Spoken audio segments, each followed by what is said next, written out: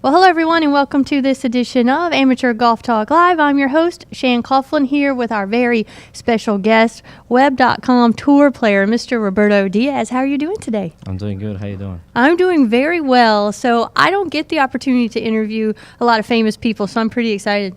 I'm not famous, so Oh. you have to get excited next time, too. I have to get excited next time. Well, that's not right. No, you're pretty up there. Playing very well this year. Already have a top 10 finish. Yeah. I play good in South America, in Colombia. And again, in Colombia, I guess I can be called Colombian, I guess. Oh, well, that is not a South Carolina accent I'm detecting. No, I'm from Mexico. You're from Mexico. So what brought you here? I know that you went to the University of South Carolina in Aiken. So how did you get from Veracruz, Mexico to here? I came to study last year in high school to Okay. a golf academy in Hilton Head, and then I got recruited by Coach Carlo in USC Aiken. I ended up going to Aiken, South Carolina, and then I had the opportunity to come down here to Myrtle Beach with the Greg Norman Champs Golf Academy, and we've been together since 2010. So you bring up a great facility right here in our backyard, the Greg Norman's Champion Academy. How did you get involved there, and what are you doing with them now? Well, the director of golf, Scott Show, we met in 2009, and we clicked pretty quick. And then the owner, Jose Fernandez, he was trying to move to the States, and he got a good opportunity to come here visit, and he came visit. He liked the place, and he ended up making business here in the States. Very good. And so I understand that facility trains folks who are interested in doing exactly what you're doing, trying to make the tour, Yeah. playing in college, that sort of thing. Yeah, they have kids. I believe they have kids for the full year from 12 to 18. And then they have a tour program, which right now we have 4 players, including me. Okay. So you have another 3 playing in Latin America, trying to get the bomb to the web.com. So we're trying. You're trying. Well, you're doing more than trying. It appears that you're being pretty successful. Right now, you sit 32nd on the money list. What's it like to be out there on the weekend? I think about it. I have a son who's a elite soccer player. And so as a parent who might have an aspiring golfer, I'm thinking, what's it really like to get out there? Is it as mental as they talk about it being? Yeah, it's a lot of fun. It's a lot of fun, but it's also very difficult because you travel week to week, and the same guys you see eating dinner and eating lunch, you're trying to beat them, So it's a competition all the time. You're in competition mode from Monday to Sunday, and you travel on Sunday night, and you get in competition mode again Monday to Sunday again. So it's a grind. It's a tough life. We travel quite a bit. Last year I traveled 31 weeks. Wow. And this year I'm probably going to travel 28, and hopefully I get to the PGA Tour and travel more. And so what do you need to do to make it to the PGA Tour? I need to finish top 25 at the end of the year on the money list. Okay. Or they have a playoff system now. So they have 4 events after the season, which the 126 to 200 player in the PGA Tour, they come down and play against the 1st to the 75th player on the web.com. So it's 125 players, no, 150 players. Okay.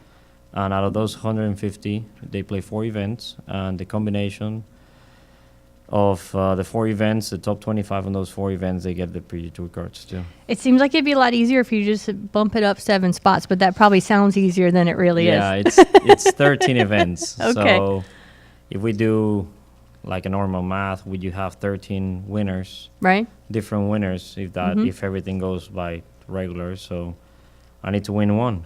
I guess I need to win 1 in order for me to bump to the PGA Tour. I'm not saying I'm going to win, but I want to give myself a chance. So Absolutely. if I have a chance on the weekend 3 times in the next 13 events, I'll be pretty happy. Absolutely. Well, here, I pulled up another stat, which was pretty impressive to me anyway. Your scoring average right now is a 70.09. Yeah. Okay, so you went... Is that not where do you think it needs to be? My goal at the beginning of this year was to have it below 69.5. Okay. So this past tournament I played pretty bad on the weekend, so that got me to 70.09. What was it before? Because you shot 74 this last on the last 2 days. It was about 69.6, I think. Okay. So close. 69.7. But I mean, I have a lot of events coming up, so Right. I can bring it down. Lots of opportunity. And that event we're talking about was, if I say this wrong, you'll correct me, right? The El Bosque Mexico Championship. El Bosque, yeah. El Bosque. Yep. See, I need to work on my accent so I can Yeah, sound yeah. as cool as you. But was the course playing a was- little tough, or? No, I didn't play that good. Okay. I hit it all over the place, and my short game saved me, so I'm pretty happy with it. Good feelings coming out of the tournament. I'm hoping to play better next week. We've been working on a few things, and I'll be ready for Thursday next week. That's why you're back here at the Greg Norman's Champion Academy, Yeah, right? that's right. There you go. Absolutely. So what's coming up in the future? You said you're playing this next weekend. Well, I got a couple events on the web.com before. I have Indiana, then I have South Carolina, Greenville. Mm-hmm. I have U.S. Open qualifier in between, so I'm trying to qualify for the U.S. Open. Right. And then after that, I'll have a week off, and then I'll do Raleigh, Dallas. Then I do Cleveland, Ohio, 3 in a row, and then we have a break. And after that, I think it's Canada, Boise. I can't remember. San Francisco, maybe. Okay, you just named off like a bunch of events. I couldn't keep that much straight in my head if I tried. That was pretty impressive. So you've got it down to a science, though. Well, I'm sure. This is the only thing I do. I better know what I you do, better know right? what you're doing. That's a good point. Good point. So, how does your routine work? So you get ready when you say you're getting ready for Thursday. Give us a life and a typical day in the life of someone prepping for a tournament. Well, usually I try to get, if I'm playing the Pro-Am, which this year's I am, since I'm I think 32nd you said on Yep. my list. I didn't even know. I like that he didn't even know he was there. But, well, it matters at the end of the year. So That's right true. Now, That's true. All right, we'll cover that up. 32nd, so I think I'll be on the Pro-Am on Wednesday. Mm-hmm. So what I do, I travel Monday. I get there around 5, 6 p.m. depending. Have good dinner, then go to bed. Next day, I practice all day. Played 18 holes and then eat lunch. Practice around the greens mostly, since there are new greens every week. Then on the Pro-Am, depends if I play in the afternoon or the morning on the Pro-Am. If I play in the morning, I just get to the course like an hour before the tee Right. time and then play. I try to practice a little bit, then go to the gym, so I'm a little loose for the tournament. And then on the tournament week, depends if I play early, late, or late, early. So tee time switch. For the people that don't know, we play in the morning on Thursday, then we play in the late in the afternoon on Friday. Okay. Or we play late on Thursday and then morning on Friday. So right. everybody plays either late or early. Depends how I'm scheduled to play. I do my routines. Yeah. That makes a lot of sense. Now, I would be remiss if I did not ask you about one of your special head covers. Yeah. Yeah. Is it really a pig? Yeah, they call me Porky since I'm like 10 years old. So Really? I have a pig on my back. Now, how did you get that nickname? Well, I'm a little heavy set, and I stutter when I get really nervous. Oh, okay. So that's how the nickname came about. Yeah, I I was going to say, stuttered. I would not have picked Porky. I stutter pretty bad when I get nervous. Well, good. So this means you're very calm. Yeah. Because we're not, In good. English, it's tough to stutter. In English it is? Okay. Yeah. When you came over from Mexico, did you already speak English, or was that one of the things that you learned? I learned.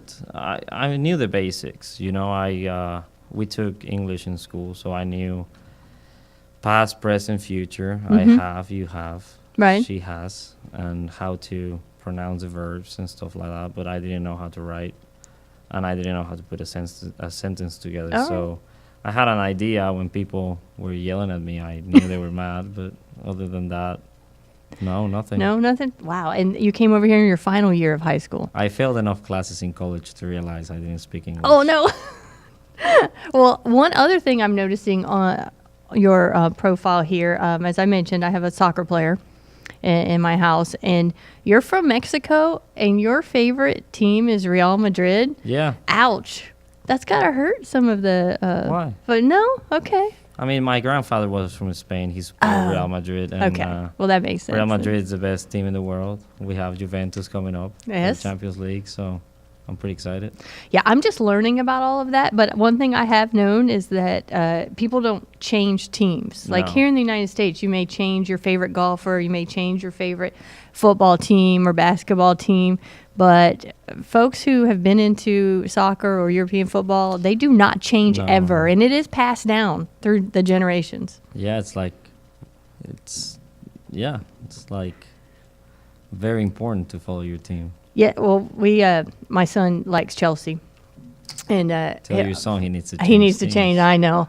They're both doing very well, though, right? They're out of the Champions League. Yeah, but in his room he's got the Chelsea banner, and then a friend of ours sent him because I need they to were s- mad about that. A I Liverpool. need to send him a present. Yeah, well, that's what they said. They're from England. They sent him a Liverpool banner, so he put them both up and took a picture, and it was very offensive. It is. Yes, you do not do that. Yeah. So we're learning.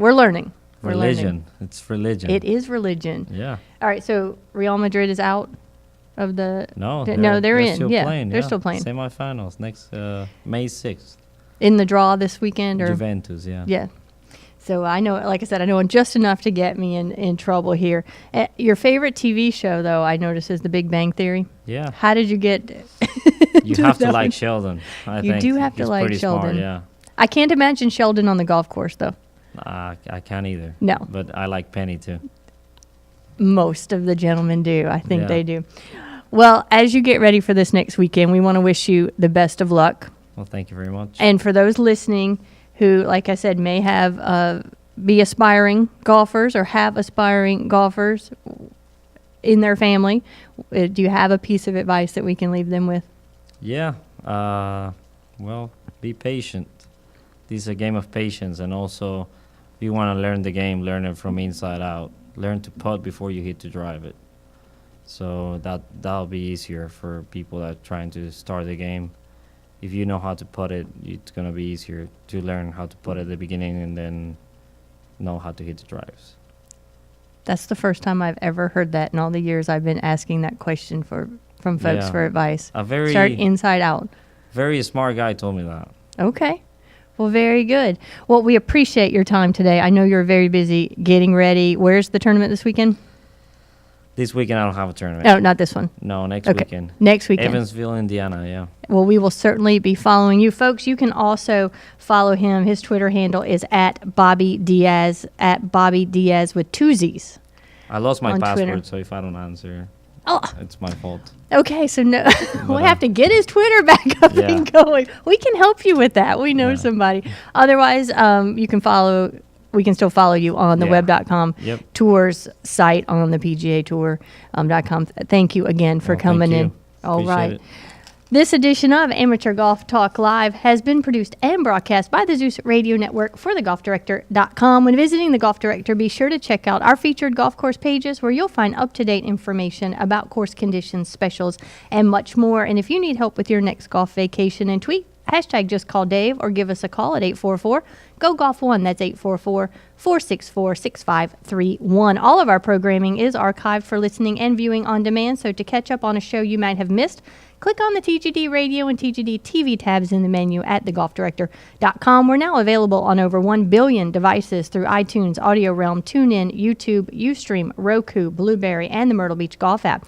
This is your host, Shan Coughlin, and on behalf of my very special guest today, Mr. Roberto Diaz, we appreciate you tuning in. There's more TG golf news and information coming up next, so don't go anywhere. All clear. All right. Thank you. Thank One you. stutter. He did great. You did do No great. stutter, huh? Porky, I would have never thought that. I Yeah. read that and I'm like, what? They call me Porky, yeah. On the tour, too. On the tour too?